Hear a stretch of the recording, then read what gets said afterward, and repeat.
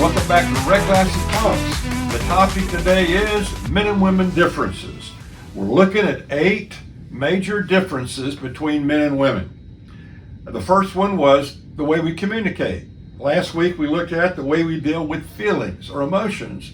And today is the way we desire to fix things. And I would say and add the way we go about it. Women, I believe, tend to have an inordinate desire or need to fix things or nurture. That's why they're the caretakers of our world. That's why they do such a great job in parenting. But women often struggle, someone has pointed out, in parenting teenagers because teenagers feel like they don't need to be fixed. They do need to be fixed, but they don't feel they need to. But mama needs to fix them.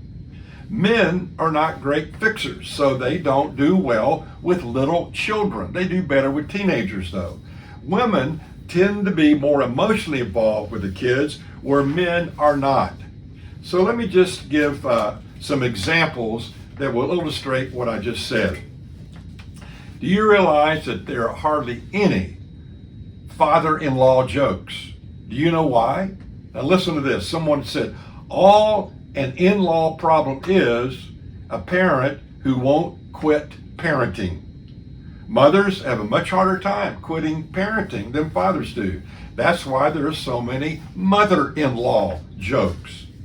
Here's another one. So men do not like to be fixed. Guy comes home.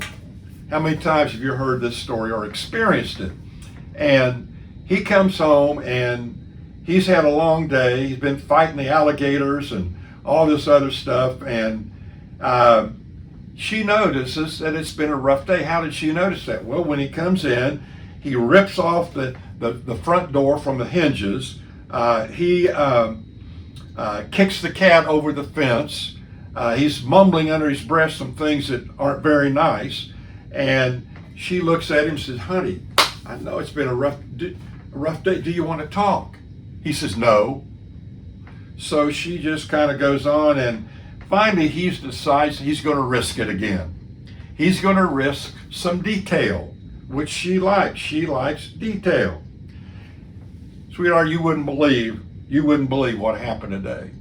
So we hired this new assistant, said she can't type, she's not good on the phone, she's not good with filing, she isn't even cute.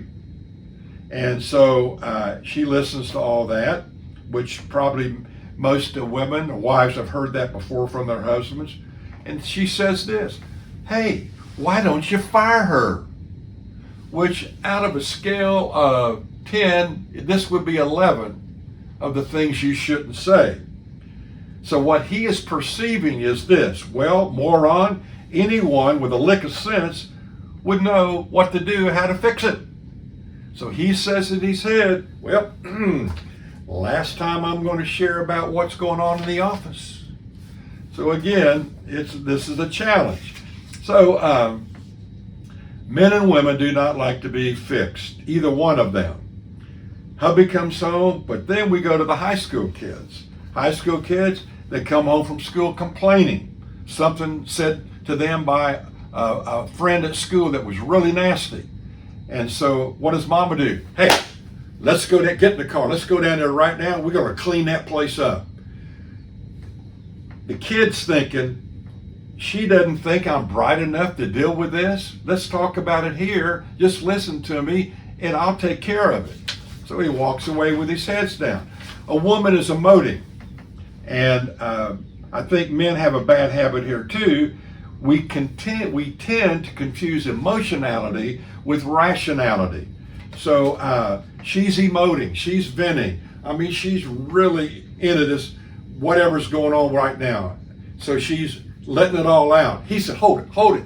Come down off the wall, slow down, sit down, take a deep breath. Where she feels totally discounted. Why? Because she has been totally discounted. The feelings have just tossed them out of the window.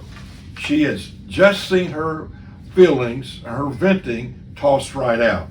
Teenage girl comes to daddy with her feelings. He gives her his thoughts. She walks away. Well, there you go. Once again, teenage son comes to mama with his thoughts. She gives him her feelings and her emotions. He just shakes his head and walks away. So, it's havoc in relationships because we don't understand it's different.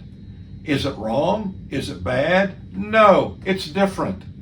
And when you have a relationship, even before you get married in your premarital counseling, and I hope you get good premarital counseling, these kinds of differences need to be talked about and shown that they're not bad, they're just different, and you need to be aware of them and make adjustments in knowing how to best relate to and talk with and be with your spouse. So, there you go.